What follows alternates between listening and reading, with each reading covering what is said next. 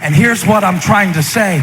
Let's stop being so quick to categorize people based on what we see with our eyes or where they are in certain behaviors in their lives. Judge nothing before the appointed time. You don't even know what battles they're fighting, and you don't know how far they've come, and you don't know what has taken them just to keep running the race. And they might be limping, but they might make it to the finish line because they limped. I don't know anymore. I put no confidence in the flesh.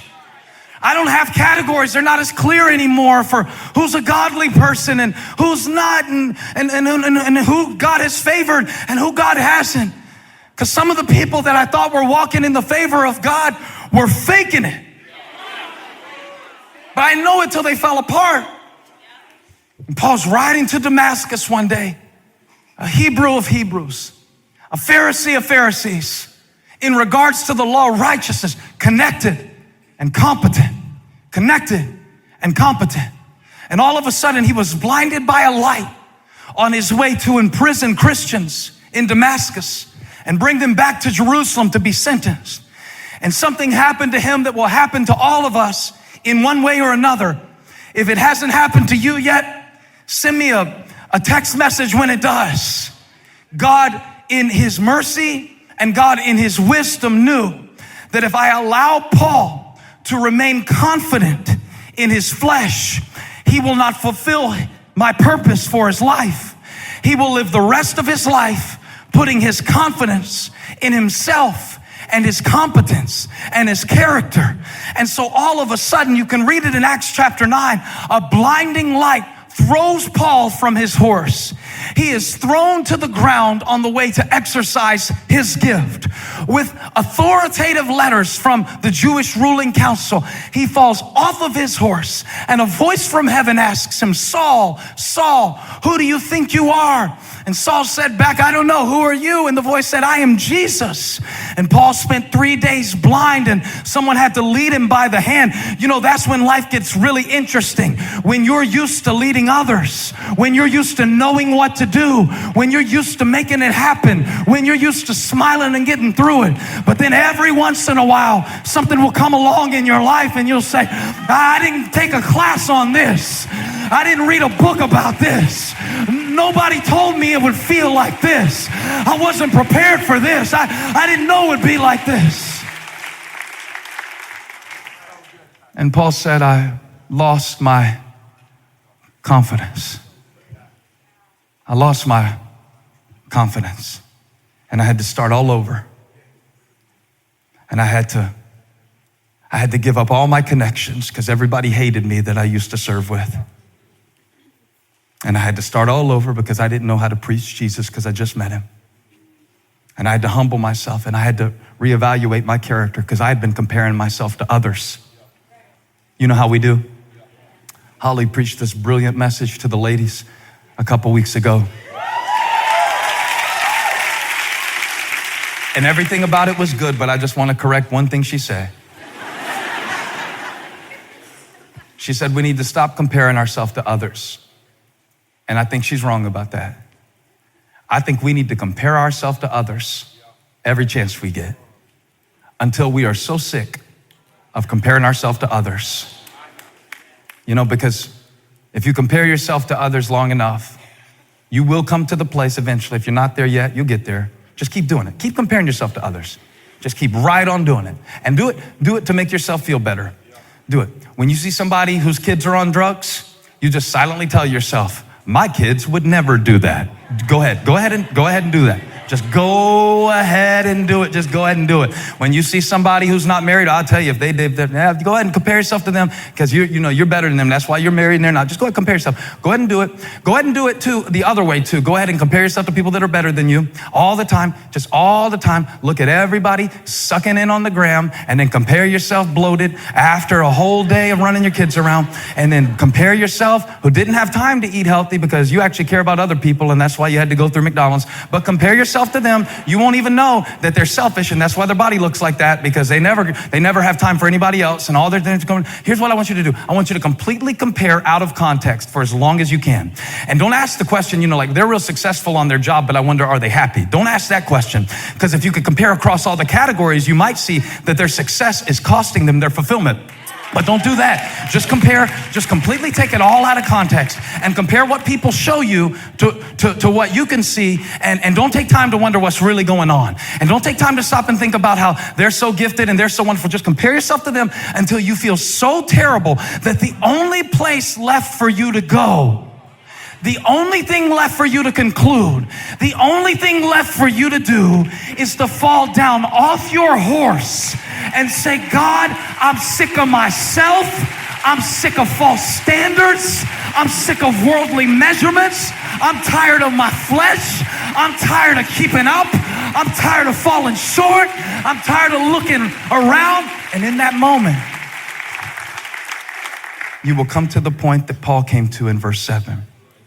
Where he said, I compared myself to everyone else so long, and it finally brought me to a point, not because I hit the bottom, but because I was on top. And then something happened in my life. I compared myself to Jesus. And when I compared myself to him, I didn't have anything left to brag about. When I compared myself to him, I wasn't such a good person after all. When I compared myself to him, I lost my confidence in me.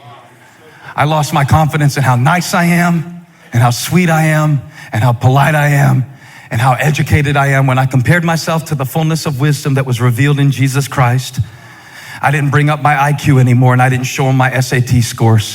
When I compared myself to him, my posture changed. When I compared myself to him, I quit trying to be first place in a race that I realized I couldn't win.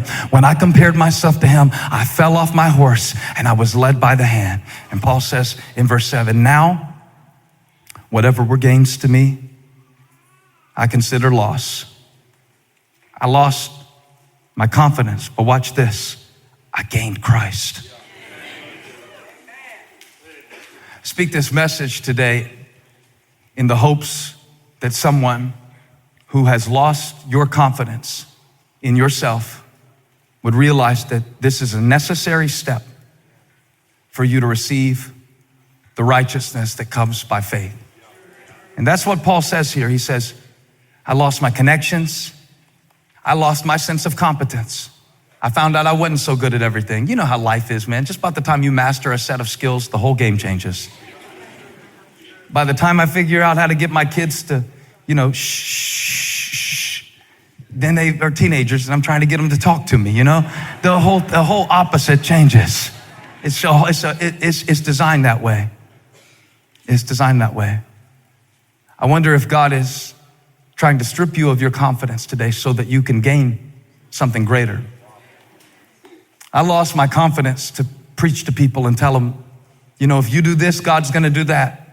I don't make those kinds of promises anymore because now I have a different kind of confidence.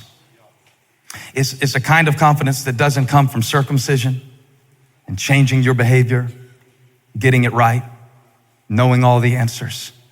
It's an inward confidence. I wonder if that's the real contrast here, is that we are trying to project confidence and God is trying to impart it. I wonder if we're so busy trying to be confident and seem confident that we have isolated ourselves. So we stay in places where no one really knows us and no one can really touch us because we have gotten so good at looking confident. But on the inside, we have lost a sense of ourselves and we have lost touch with our humanity as we project into the world pretend images of who we wish we were and who we think we should be. But Paul said, I lost all that. I lost all that. And you know what? I'm glad I lost it. I'm glad I got knocked off my horse. Glad I got my heart broken. Glad I got my plans disrupted. I'm glad I found out that the world wasn't flat. I'm glad I found out that it didn't revolve around me. I'm glad that I didn't know what to do, because if I'd have kept trusting in my flesh, I would have spent the rest of my life measuring myself against an irrelevant standard. But something wonderful happened. When I lost my confidence, I gained Christ. And what is more, verse 8, I consider everything a loss because of the surpassing worth of knowing Christ Jesus my Lord, for whose sake I have lost all things. I'm letting it go. I'm not trying to get back on my horse. I don't even want to ride in that direction anymore. I've been down that road and I'm ready for something better. I consider them garbage that I may gain Christ.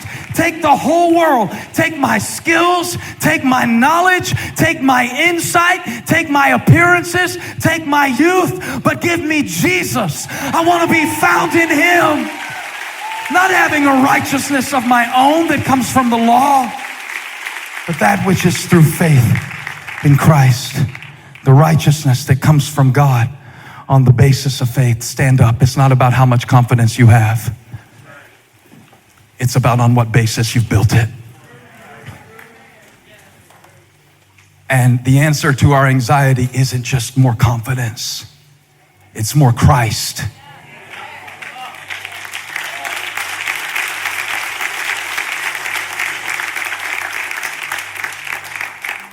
He says, verse 10, I used to know a lot of things about the law. I used to know a lot of things about life. But now, look what happens after you lose your confidence and your arrogance and your prejudice and your presuppositions. He said, now that I've lost my confidence, I want to know Christ. I don't want to know about Him. I don't want to know what I think I know about Him. I want to know Christ. Yes, to know the power, watch this, of His resurrection. So after you have lost your confidence, you can expect a resurrection.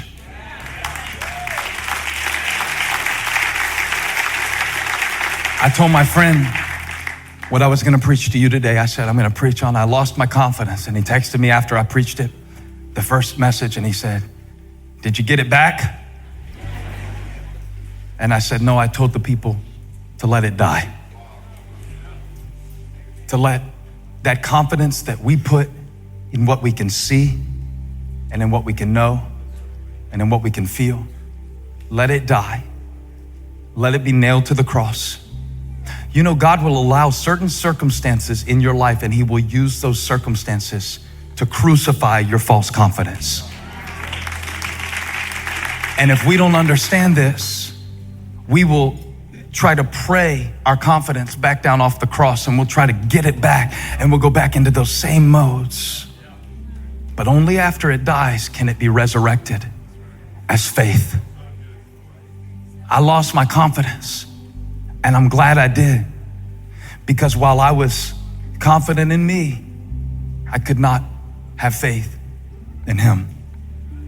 And I wonder if today God brought you here not to give you back your confidence, you know, so you can get the girl and win the bid. I wonder if God brought you here to give you something better. That now that we have buried your need to prove that you're better than everybody else, because you realize that all of our righteousness is like filthy rags. Are you ready now for a resurrection of faith? That's what had to happen to the disciples. They were so confident in Jesus as an earthly king. When He went to the cross, it killed their confidence because they couldn't understand how He could set up a kingdom and die on a cross. But He had to crucify their confidence in order to give life to their faith. And the same thing is happening in your life right now. You're getting older, or you got rejected, or something's happening in your body and it's not working like it used to. And God is trying to give you something greater than confidence in your flesh. I've seen what my flesh can do, and I put no confidence in it anymore. I've seen what my effort can accomplish. I don't want to preach based on my opinions anymore. I'm ready now for the righteousness that comes on the basis of faith. Will you lift your hands in God's presence? Father, I thank you for the word that you sent forth from this pulpit today. While I understand, God, that there's a deep need in all of our hearts to feel assured that everything is going to be all right, I understand that also there are times that are necessary for us that we have to question everything. And sometimes we have to be shaken to our core in order to find a foundation that is worth building on.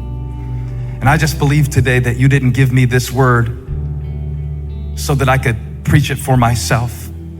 I believe that there is a brother or a sister who has lost their confidence because their circumstances have changed, or they've come to a place where something that used to work for them doesn't work anymore, or they have not been affirmed in certain ways. And I believe that you sent me here to tell them today, let it go and receive something better. And so as their hands are lifted to you and their hearts are open to you, God, would you, in each and every heart in this place, fill our perspectives with faith, take away our confidence in our flesh.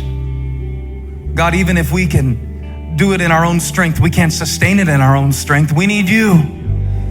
We need you. You are our righteousness, and you are the only